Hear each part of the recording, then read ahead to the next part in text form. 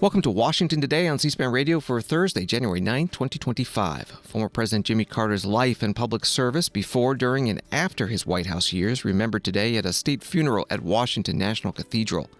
Coming up, we hear praise and memories from President Joe Biden, former President Gerald Ford through his son Stephen, Jimmy Carter's grandson Jason Carter, and Reverend Andrew Young, civil rights leader who was U.S. Ambassador to the United Nations in the Carter administration.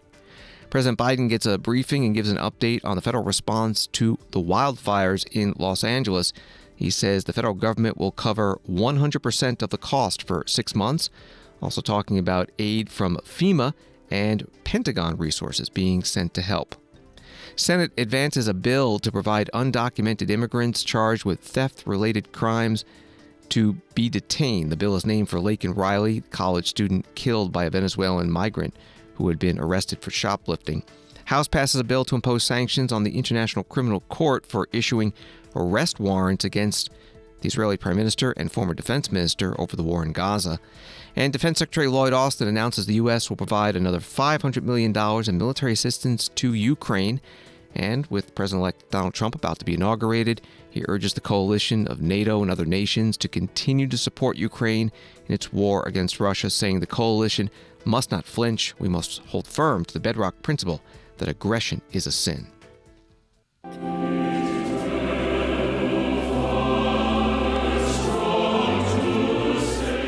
The Navy hymn, Eternal Father, Strong to Save, performed by the Armed Forces Chorus, U.S. Marine Chamber Orchestra, and Washington National Cathedral Choir. National Public Radio writes that political leaders, friends, and family honored the life of former President Jimmy Carter at a funeral service at the cathedral Thursday, concluding more than a week of public tributes to the 39th president, who died on December 29th at the age of 100.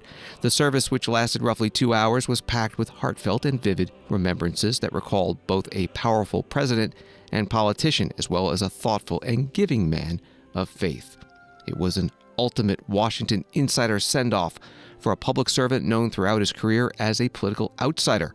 All 5 living presidents attended the funeral, including President-elect Donald Trump, who takes office in less than 2 weeks. That was from NPR. President Joe Biden gave the eulogy at former President Carter's request. President Biden highlighted Jimmy Carter's character. Jimmy Carter's friendship taught me, and through his life taught me, the strength of character is more than title or the power we hold. It's the strength to understand that everyone should be treated with dignity, respect, that everyone, and I mean everyone, deserves an even shot. Not a guarantee, but just a shot. You know, we have an obligation to give hate no safe harbor, and to stand up to what my dad used to say is the greatest sin of all, the abuse of power. That's not about being perfect, because none of us are perfect. We're all fallible. But it's about asking ourselves, are we striving to do things, the right things? What values? What are the values that animate our spirit? Do we operate from fear or hope, ego or generosity? Do we show grace? Do we keep the faith when it's most tested? For keeping the faith with the best of humankind and the best of America is a story, in my view, from my perspective, Jimmy Carter's life. A story of a man, to state the obvious, you've heard today some great eulogies, who came from a house without running water or electricity and rose to the pinnacle of power. The story of a man who was at once driven and devoted to making real the words of his Savior and the ideals of this nation. The story of a man who never let the tides of politics divert him from his mission to serve and shape the world. The man had character. President Joe Biden at the state funeral for former President Jimmy Carter today at Washington National Cathedral. Two of the eulogies were written by people who died before Jimmy Carter, his Vice President Walter Mondale and Gerald Ford, the president he defeated in 1976. Those eulogies were given by their sons, Ted Mondale and Stephen Ford. Here is Stephen Ford reading the words of former President Gerald Ford about how he and Jimmy Carter became friends. During our 1976 contest, Jimmy knew my political vulnerabilities, and he successfully pointed them out. Now, I didn't like it, but little could I know that the outcome of that 1976 election would bring about one of my deepest and most enduring friendships. In the summer of 1981, the two of us found ourselves together again, this time aboard Air Force One, bound for the funeral of the great peacemaker Anwar Sadat. There's an old line to the effect that two presidents in a room is one too many. Frankly, I wondered how awkward that long flight might be to Cairo, and it was a long flight, but the return trip was not nearly long enough, for it was somewhere over the Atlantic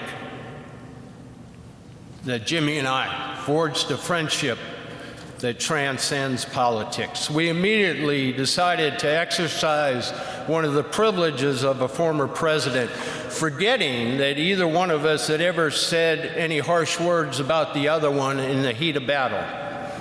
Then we got on to much more enjoyable subjects, discussing our families, our faith, and sharing our experiences and discovering that there is indeed life after the White House. We commiserated over the high cost of building presidential libraries and the even more regrettable fact that most of that fundraising for these otherwise admirable institutions fell to us personally.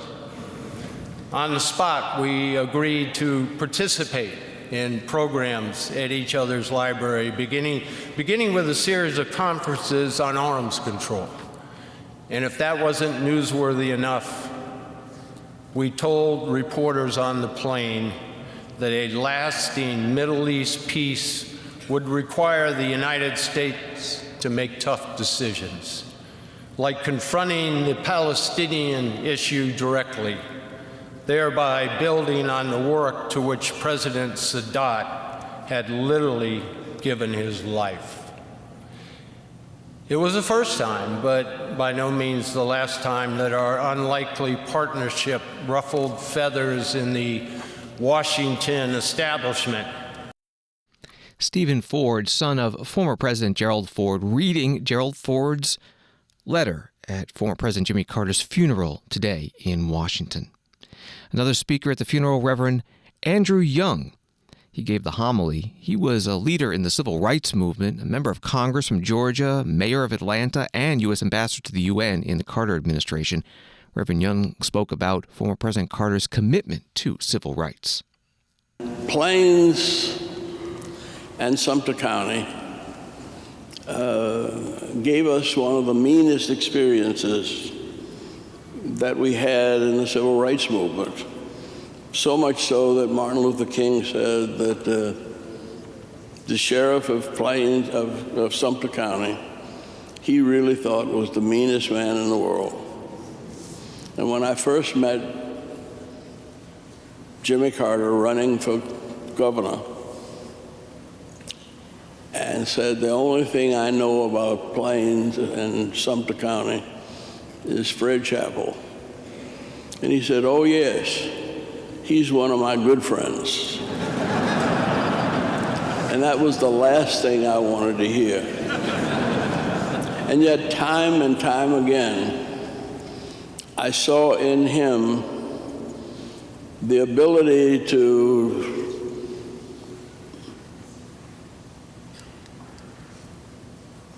achieve greatness by the diversity of his personality and his upbringing.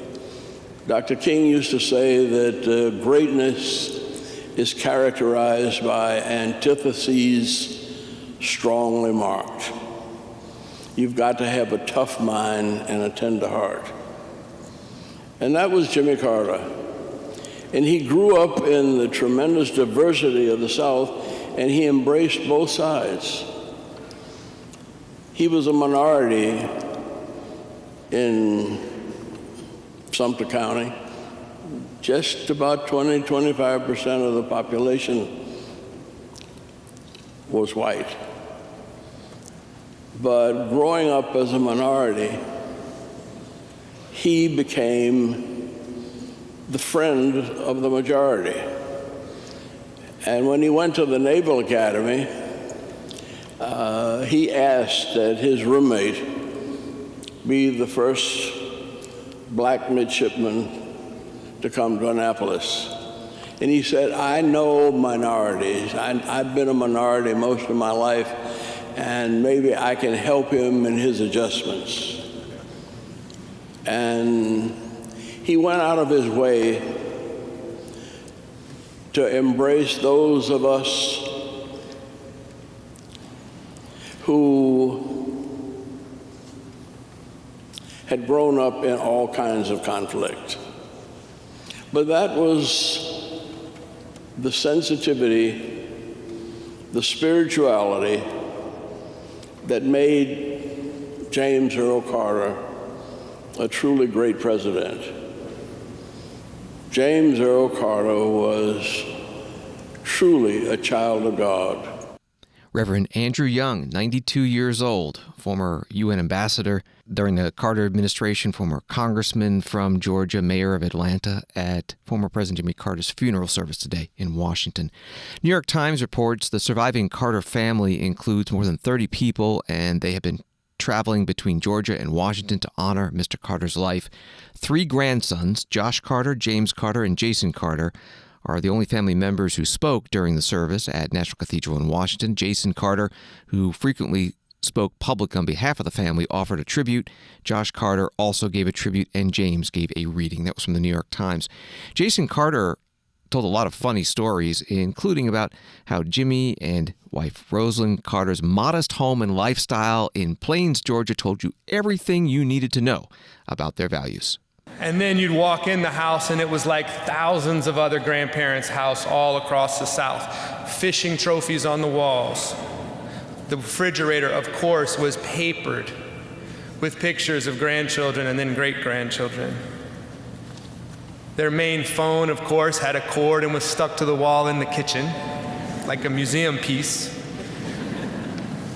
And demonstrating their Depression-era roots, they had a little rack next to the sink where they would hang Ziploc bags to dry.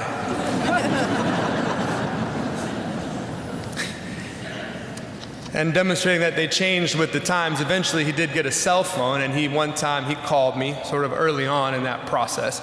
And on my phone it said, Pawpaw Mobile. So I answered it, of course. I said, hey, Pawpaw. He said, who's this?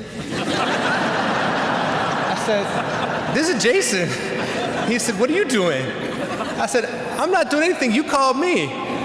He said, I didn't call you, I'm taking a picture.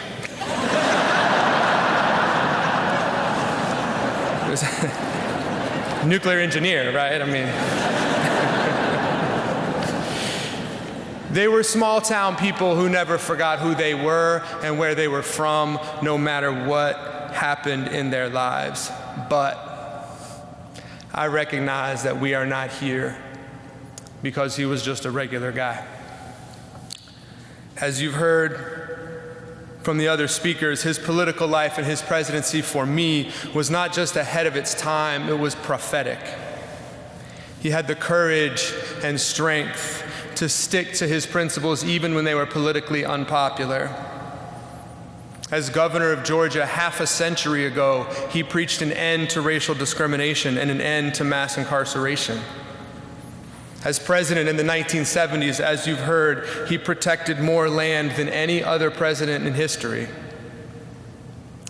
50 years ago, He was a climate warrior who pushed for a world where we conserved energy, limited emissions, and traded our reliance on fossil fuels for expanded renewable sources. And by the way, he cut the deficit, wanted to decriminalize marijuana, deregulated so many industries that he gave us cheap flights and, as you heard, craft beer. Basically, all of those years ago, he was the first millennial. Jason Carter, grandson of former President Jimmy Carter, at the Jimmy Carter funeral at Washington National Cathedral today. President Biden declared today a national day of mourning, asking Americans to assemble in their respective places of worship to honor former President Carter. Many federal agencies and the Supreme Court are closed, along with some national parks and the stock markets on Wall Street. Also, no mail delivery from the Postal Service.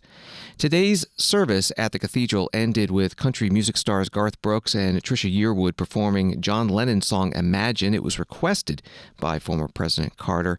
The two singers succeeded Jimmy and Rosalind Carter as ambassadors for Habitat for Humanity. Imagine all the people living life in peace. You may say I'm a dreamer, but I'm not the only one. I hope someday you'll join us, and the world will be as one. Imagine by John Lennon, performed by Trisha Yearwood and Garth Brooks at today's funeral service at Washington National Cathedral for former President Jimmy Carter. Other dignitaries attending included Chief Justice John Roberts, Canadian Prime Minister Justin Trudeau, and Prince Edward of Great Britain. And there's a story from Fox 5 in D.C. that reads, despite his military service, Jimmy Carter will not be buried at Arlington National Cemetery. Only two presidents, John F. Kennedy and William Howard Taft, are interred at Arlington. The Carter family will return to bury its patriarch in Plains, Georgia, after a private hometown funeral at Maranatha Baptist Church, where Carter, a devout evangelical, taught Sunday school for decades. Carter will be buried alongside Rosalind in a private graveside service in a plot visible from the front porch of his home. From Fox 5, D.C. This is Washington Today. Politico writes that Senate Democrats overwhelmingly helped advance the GOP's first bill to address illegal immigration on Thursday, a signal the legislation could pass next week. Only 9 Democrats voted against moving forward on the legislation, and even party leaders like Minority Leader Chuck Schumer and Minority Whip Dick Durbin voted to advance it. However, some of those Democrats have pushed to make amendments to the bill, something Republicans are unlikely to allow, so its prospects for passage are still unclear. The bill is named after a Georgia nursing student murdered by an undocumented immigrant last year and would mandate the detention of undocumented immigrants who are charged with theft or burglary.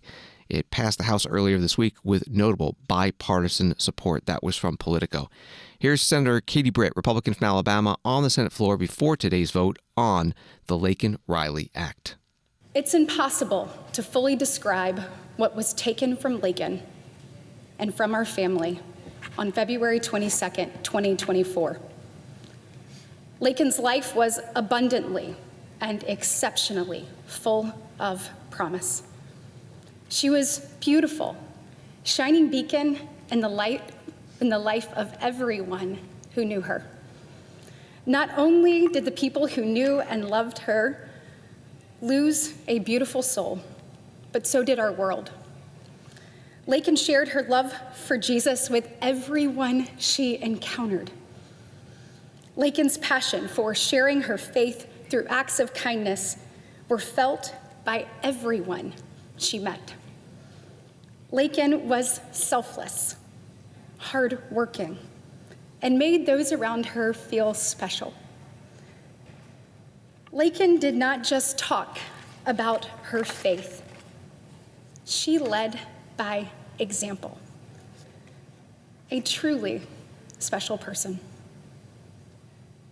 Laken Riley was, as we can hear in Allison and John's heartfelt words, just incredible.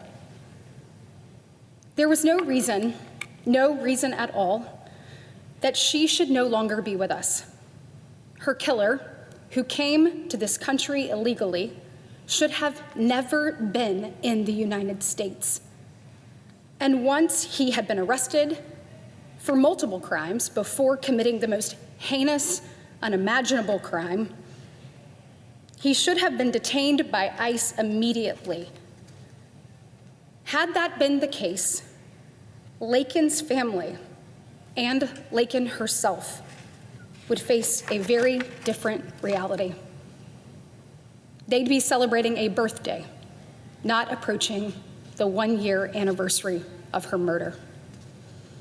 The Laken Riley Act will help prevent other families from experiencing this unimaginable heartache. Senator Katie Britt, Republican from Alabama, today on the Senate floor. The Senate Minority Leader Chuck Schumer, Democrat from New York, also said on the Senate floor he would be voting yes on today's procedural vote on this bill, but he said that's only the start of the debate. This afternoon, the Senate is going to hold its first procedural vote on the Laken Riley Act.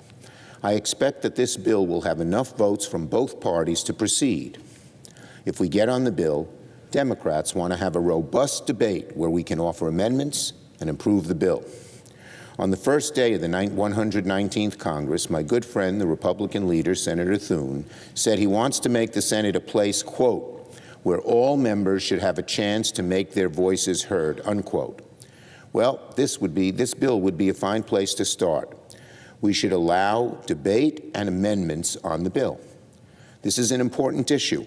We should have a debate and amendments, and that's why I am voting yes on the motion to proceed. To remind my colleagues, this is not a vote on the bill itself. This is a motion to proceed, a vote that says we should have a debate and should have amendments. Senate Minority Leader Chuck Schumer on the Senate floor. And the Senate did pass the procedural vote to begin debate on the Laken Riley Act. The vote was 84-9. That's more than the 60 votes that were needed. The no votes came from 8 Democrats: Cory Booker, Mazie Hirono, Andy Kim, Ed Markey, Jeff Merkley, Brian Schatz, Tina Smith, and Elizabeth Warren, and 1 independent, Bernie Sanders. The Senate is out for the day, not in tomorrow, so they'll pick up this bill next week. Another story from Politico. Senate Republicans went into a meeting with President-elect Donald Trump Wednesday night, hoping he would settle on a strategy for enacting the heart of his legislative agenda. Instead, they left 2 hours later with a total lack of clarity. Emerging from a Capitol meeting room, Donald Trump told reporters that it doesn't matter to me which strategy Republicans take to pass a sweeping tax, energy, and border package. He said whether it's one bill or 2 bills, it's going to get done one way or the other. The end result is the same. Reporting from Politico. Senate Democrats held a news conference on the steps of the Capitol building today about the upcoming debate on whatever Senate and House Republicans produce on those agenda priorities. And again, we go to the Minority Leader, Chuck Schumer. Neither wind, nor sleet, nor snow, nor freezing cold will stop the Democrats from helping working families. Today we're here to talk about the Senate Democrat priorities for the 119th Congress, to lower costs for working people and fight every single day for American families in every corner of this country. Democrats stand united, not because of who we fight against, but because of who we're fighting for. The working class, the middle class, hardworking Americans who want nothing more than an opportunity to succeed and build better lives for their families.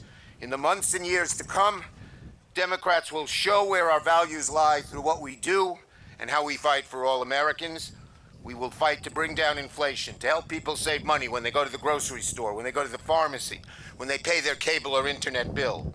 We'll fight to make housing more affordable. We'll fight to see that Americans aren't ripped off by giant corporations with hidden fees and predatory behavior. We'll fight to defend women's health care, to defend our fundamental liberties. If Republicans want to join us and not just help those at the very top, we stand ready to work with them. But our promise to Republicans comes with a warning.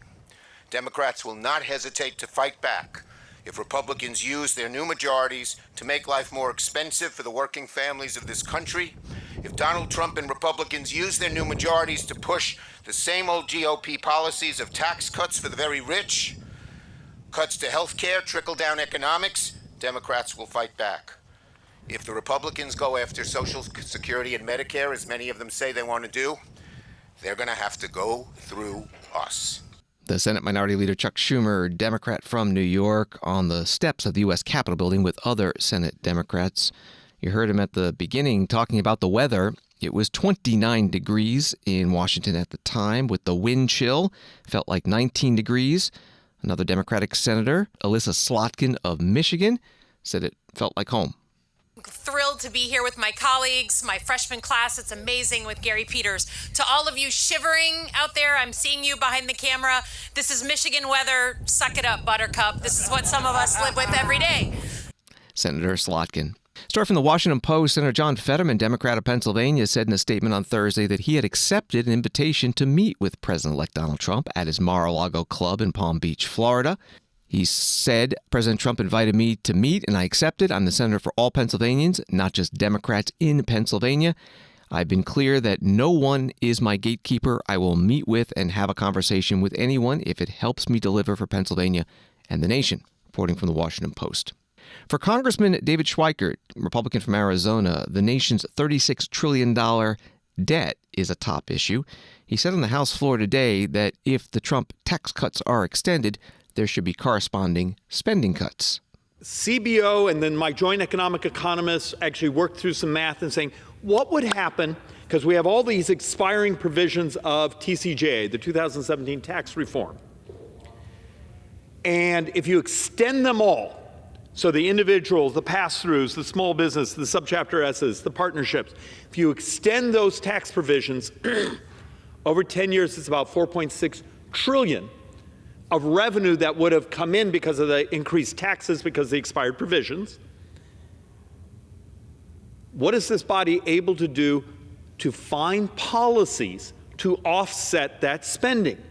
Well, it turns out CBO, and as I know this chart's a little hard to read, but the punchline on it is if you functionally extend the tax policy, but you pay for it through the decade, you actually get more economic growth, that the economy actually grows. And people go, what, but you reached in and pulled money out to pay for the offsets. The idea is by doing that, you didn't deficit finance it, where you're paying interest, where you're making the debt markets more fragile, and you're also pulling $4.6 trillion additional capital out of the debt markets that could have gone into you buying a new car or the business buying new plant and equipment. This is hard because around here talking about we're going to modernize how we deliver healthcare. We're going to modernize public agencies. We're going to reduce spending by doing it better, faster, and cheaper. There's an army of lobbyists outside the hallway here who are paid to protect their current business models. Congressman David Schweikert, Republican from Arizona, today on the House floor. It was during a period when members can speak on any topic they want. Democracy Now! Writes that SEIU, the Service Employees International Union, is joining the AFL-CIO, adding roughly 2 million members to the 13 million strong group, which includes workers across more than 50 other unions.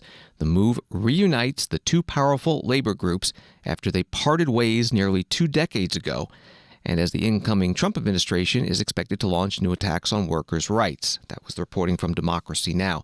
The president of the SEIU is April Verrett. She was on MSNBC Wednesday night. The reaffiliation of SEIU into the AFL-CIO is about the 60 million workers in this country who have told us they want to be in the union.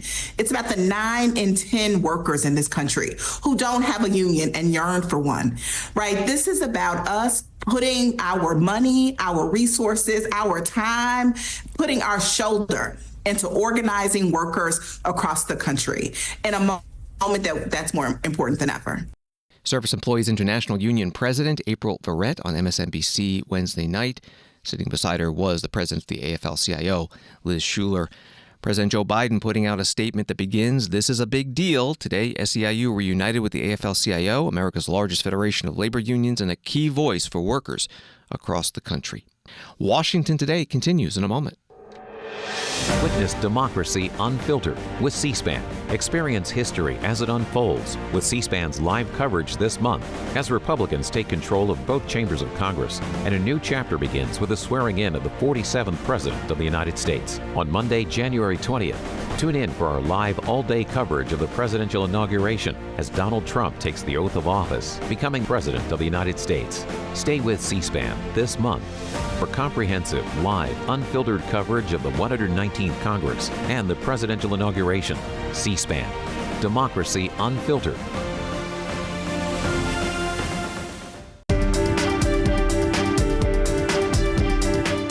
Welcome back to Washington Today, available as a podcast on the free C-SPAN Now mobile app and wherever you get your podcasts. ABC News writes at least 5 people are dead and many more injured as a series of devastating fires grow uncontained across Southern California amid dry and windy conditions, leaving officials scrambling to contain the historic destruction.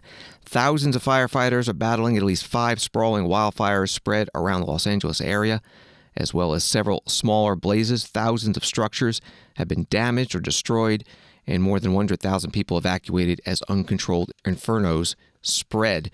That was from ABC News. White House said in the afternoon the president will convene senior White House and administration officials for a briefing on the full federal response he has directed to the wildfires across Los Angeles. The vice president will attend. Here is President Biden announcing that the federal government will be paying for 100% of the cost of battling the fires for 6 months. And this morning, due to the magnitude of the disaster, I was talking with the governor, and he requested if I could increase the federal funding that was authorized under this legislation from 75% to 90%. We're increasing it to 100% of all the costs to be covered by the federal government for both the fire management systems grants and the elements of what they call the disaster declaration. So today I'm announcing that the federal government will cover 100% of the cost for 180 days.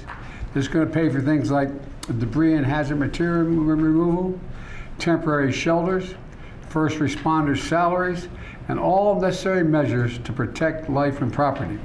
And folks, I want to underscore, I told the governor and local officials, spare no expense to do what they need to do and contain these fires and in their communities that have really been devastated.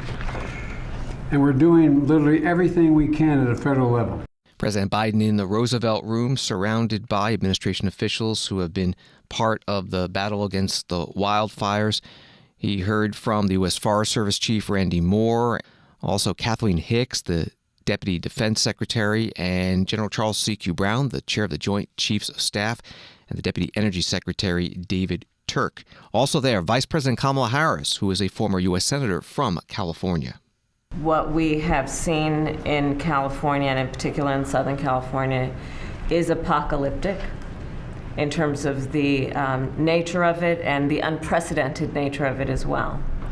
And what we are seeing is a situation that is extremely dynamic. It is very much in play, and to some degree unpredictable, because we are literally waiting to see which way the wind blows. And I cannot praise enough the local leaders, most of whom I have talked with, and in particular our firefighters, who, as the president has said, they are working around the clock. They are working 12-hour, even longer shifts, and they are doing it with a sense of optimism, but also with an understanding of how serious this moment is and how important their work is to real lives and real people. Thousands of families have been displaced. Many of those families with young children with nowhere to go. And what we know is that this is a matter of current urgency, but this is also something that is going to have an impact for months and years to come.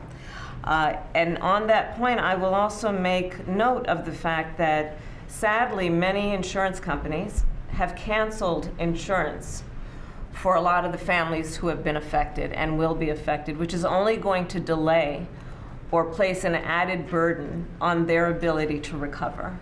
And I think that is an important point that must be raised, and hopefully there can be some way to address that issue because these families, so many of them, otherwise will not have the resources to recover in any meaningful way.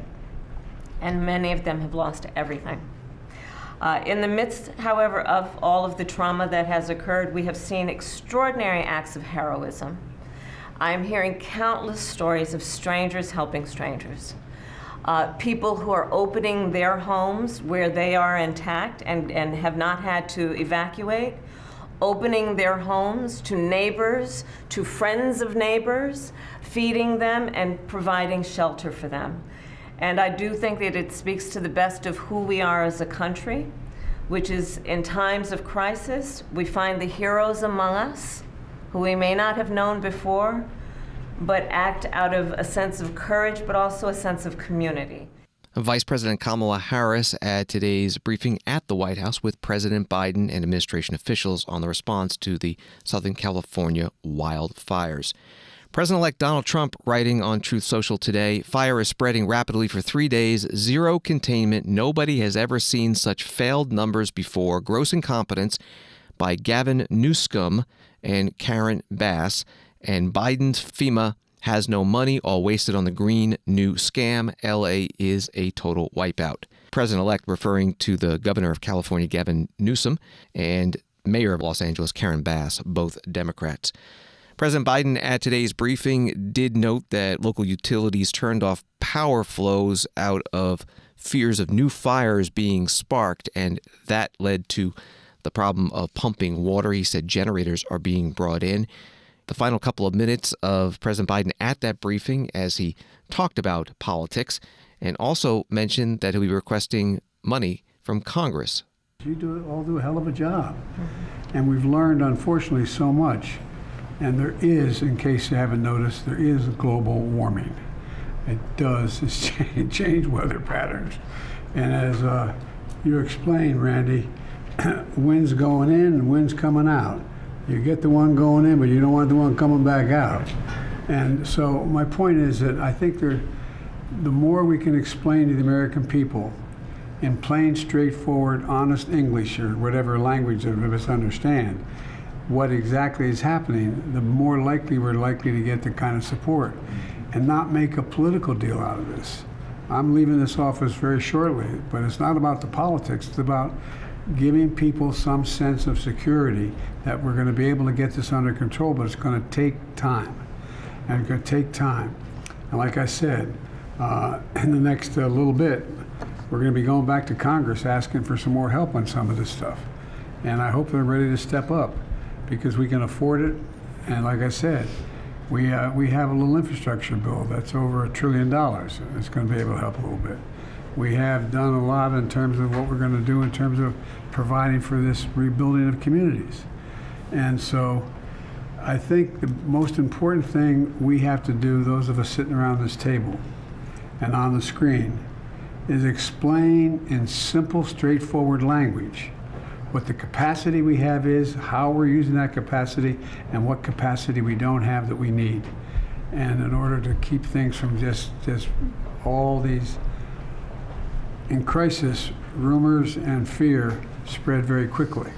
And the most important thing is to just bring this down in an area, be honest with people, what's at stake, but be straightforward with them. What can be done and how we're going to get it done. President Biden in the White House Roosevelt Room at today's briefing with Vice President Kamala Harris and administration officials from various departments and agencies on the response to the wildfires in Los Angeles. Another post from President-elect Donald Trump on Truth Social. Governor Gavin Newsom should immediately go to Northern California and open up the water main and let the water flow into his dry, starving, burning state instead of having it go out into the Pacific Ocean. It ought to be done right now. No more excuses from this incompetent governor. It's already far too late. It's the latest in a number of posts this week about Governor Newsom. Governor Newsom was on CNN last night with anchor Anderson Cooper standing in front of a burning building. I hate to even ask this question, but the president-elect chose to attack you, blame you for this. One can't even respond to it. I mean, people are literally fleeing. People have lost their lives. Kids lost their schools, families completely torn asunder, churches burned down. This guy wanted to politicize it. I have a lot of thoughts, and I know what I want to say. I won't. I stood next to a president of the United States of America today, and I was proud to be with Joe Biden, and he had the backs of every single person in this community. He didn't play politics, didn't try to divide any of us. California Governor Gavin Newsom on CNN Wednesday night. This morning, Los Angeles Mayor Karen Bass took part in a news conference in her city. Historic winds and extensive drought have created a perfect storm that has driven people from their homes and have taken people's homes, and that has taken people's lives. I've been in the fire zones, and you can see how fast and devastating these wind-driven fires are. I know people from all over the nation are asking how they can help. So here are two essential ways. First of all, support the California Community Foundation Wildlife Recovery Fund at calfund.org, and support the Los Angeles Fire Department Foundation at supportlafd.org. And in addition to shelters, Airbnb is offering free temporary housing. Go to 211la.org for more information. This, as we know, is a regional crisis. So working together is the only way we will get through this. That's why I've been in constant contact with my colleagues at the county, state, and federal level. President Biden, Governor Newsom have assured us of full state and federal support. And of course, County Chair Barger and I are fully coordinated, as I am with all of the local elected officials. And our fire departments, police departments, utilities, and other critical agencies are coordinated as well.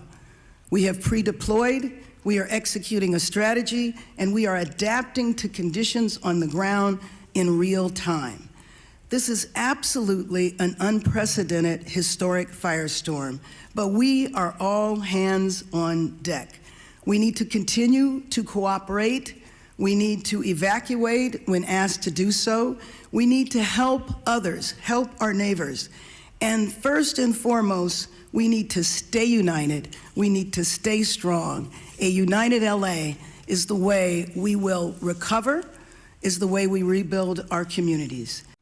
Los Angeles Mayor Karen Bass, a Democrat, at a news conference this morning in L.A. Story from ABC News. Mayor Karen Bass deflected when asked about the city's preparation for the fires and her decision to travel to Ghana for its president's inauguration. While serious warnings were in place for wildfires, Mayor Bass said that should not be the focus at the moment. This is Washington Today. The House on Thursday passed legislation that would impose sanctions on officials at the International Criminal Court, writes the New York Times, making a frontal assault on the tribunal in a rebuke of its move to charge top Israeli leaders with war crimes for their offensive against Hamas in Gaza. The bill instructs the president to freeze property assets and deny visas to any foreigners who materially or financially contributed to the court's efforts to, quote, investigate, arrest, detain, or prosecute a protected person. Protected persons are defined as all current and former military and government officials of the United States and allies that have not consented to the court's jurisdiction, such as Israel. Reporting from the New York Times. Congressman Brian Mast, Republican from Florida, chair of the Foreign Affairs Committee, started the House floor debate.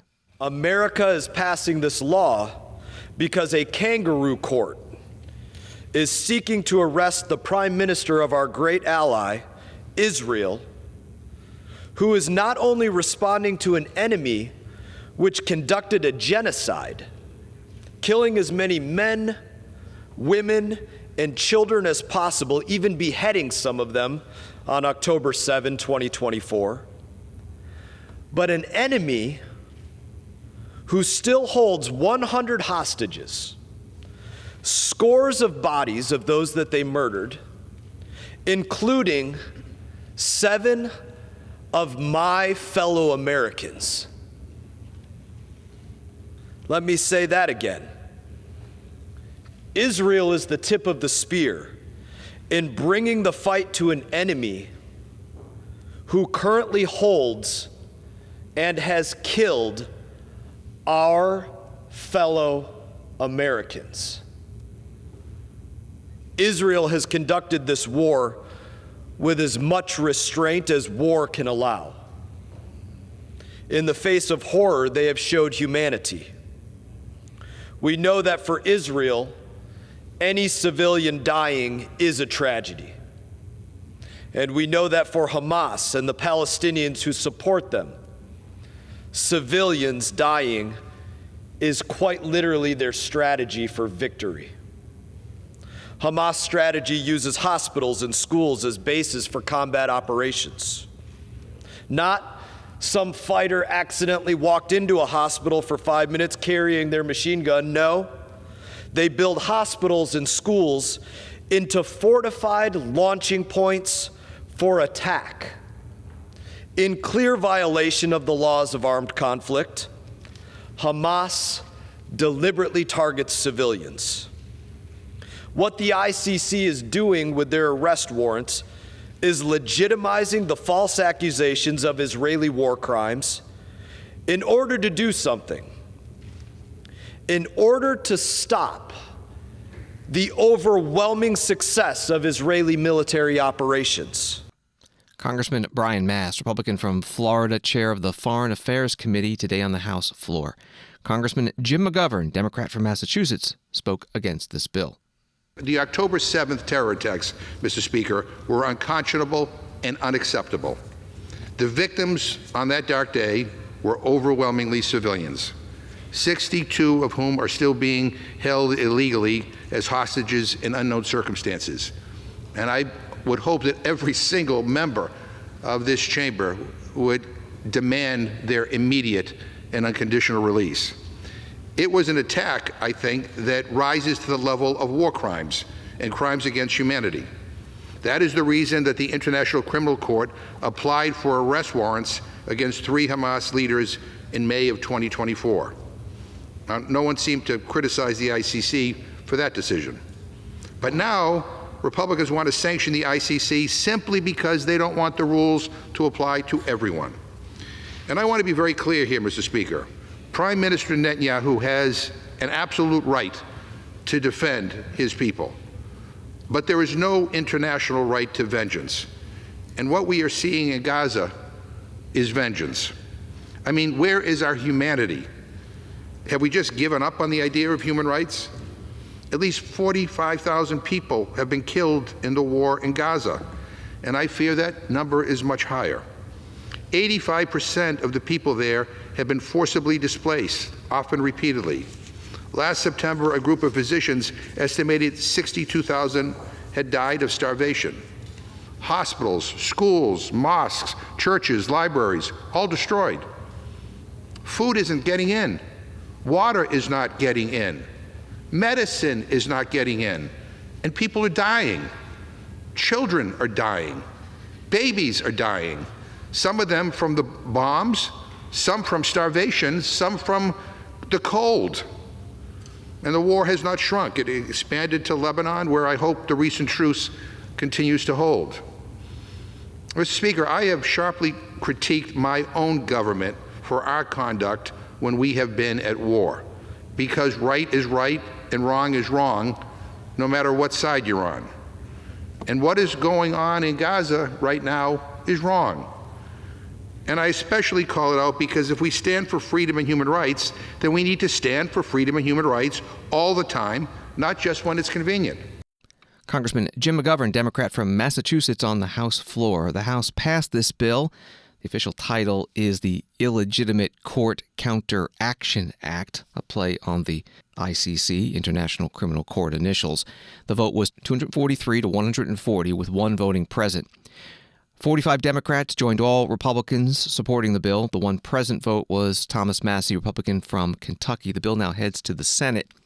Times of Israel writes, in order to be passed in the Senate, Republicans will need to recruit around 7 Democrats to vote with them, which may be difficult given that the outgoing Biden administration has to date refrained from backing such punitive measures against the court, not wanting to delegitimize the international body whose sanctions against Russian President Vladimir Putin it supports. Associated Press reporting from Ramstein Air Base in Germany that Ukrainian President Volodymyr Zelensky and U.S. Defense Secretary Lloyd Austin used their final meeting Thursday to press the incoming Trump administration to not give up on Kyiv's fight, warning that to cease military support now will only invite more aggression, chaos, and war.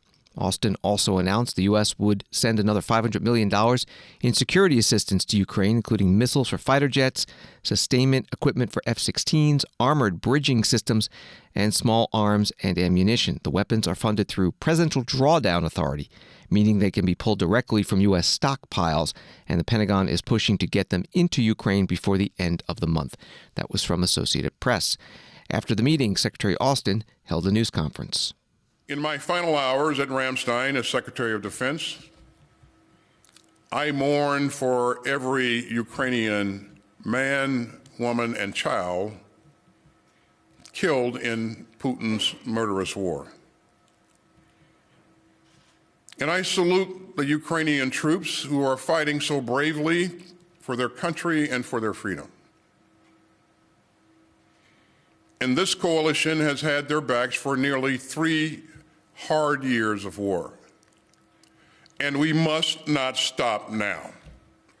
So I'm leaving this contact group not with a farewell, but with a challenge. The coalition to support Ukraine must not flinch. It must not falter, and it must not fail. Ukraine's survival is on the line, but so is all of our security. Putin wants to avenge a fallen empire and to rebuild it. The Kremlin's assault starts with Ukraine, but it will not end there. And the dangers are global. Putin wants a world where empire tramples sovereignty, a world where conquest trumps human rights, a world where tyranny bulldozes democracy. Every autocrat on earth is watching to see whether Putin gets away with it. And so this coalition must continue to stand foursquare with Ukraine and to strengthen Ukraine's hand for the negotiations that will someday bring Putin's monstrous war to a close. Now, that road is challenging, but all the alternatives are far worse. No responsible leader would let Putin have his way. Defense Secretary Lloyd Austin at a news conference in Germany after a meeting of the Ukraine Defense Contact Group, the 50 or so countries that have been providing military aid to Ukraine since Russia's invasion in 2022. Today was the 25th meeting of that group. Story from the Financial Times. U.S. President-elect Donald Trump has pushed back his campaign pledge to end the war in Ukraine in 24 hours to several months. In a shift European partners have interpreted as a sign that his administration will not immediately abandon support for Kyiv. 2 European officials told the Financial Times that discussions with Trump's incoming team in recent weeks revealed they had not yet decided on how to solve the conflict, and that support to Ukraine could continue after the U.S. president's inauguration on January 20th. That was from the Financial Times. Thanks for listening to Washington Today. Sign up for C-SPAN's free evening newsletter Word for Word and get the stories making headlines in Washington sent to your inbox every day. Subscribe at cspan.org/connect. Have a good night.